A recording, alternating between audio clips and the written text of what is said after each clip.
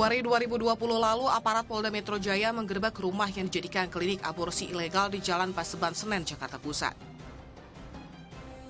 Saat digerebek, polisi mencatat ada 903 pasien yang sudah menggugurkan kandungannya di klinik tersebut. Namun ternyata angka tersebut baru 60%-nya saja, karena dari daftar reservasi klinik ada lebih dari 1.600 nama sudah mendaftar. Selama 21 bulan beroperasi, klinik ini meraup keuntungan sebesar 5,5 miliar rupiah. Warga yang tinggal di sekitar TKP mengaku tidak curiga, meski beberapa kali melihat sepasang suami istri maupun remaja mengunjungi klinik tersebut. Pasien tidak perlu menuliskan identitas diri lengkap, cukup nama dan usia yang harus dicantumkan agar pasien dapat menggugurkan kandungannya. Untuk hilangkan jejak, janin dibuang ke septic tank dan disiram cairan kimia.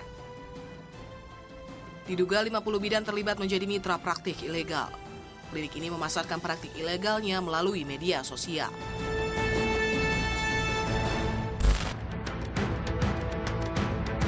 Februari 2016 juga terungkap rumah di kawasan Jalan Cisadane 19, Cikini, Jakarta Pusat jadi tempat praktik aborsi.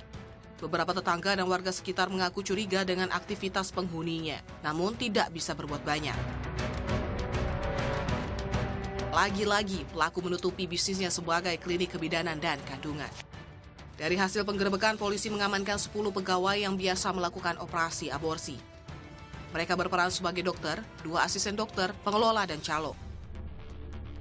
Fakta bahwa angka aborsi di ibu kota sangat tinggi membuat miris. Tidak pelak jika bisnis aborsi ilegal menjamur.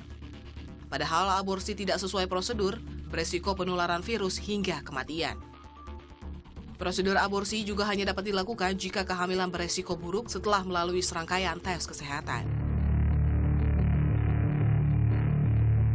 Penyimpangan hubungan antara pria dan perempuan menjadi salah satu penyebab tingginya angka aborsi.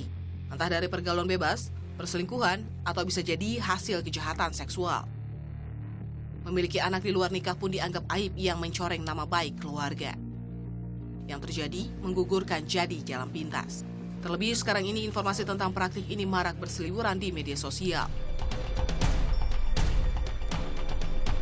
Aborsi secara ilegal adalah bentuk pembunuhan berencana terhadap bayi. Pemerintah dan aparat pun tegas menghukum siapapun yang terlibat dalam praktik ini. Tim Liputan melaporkan.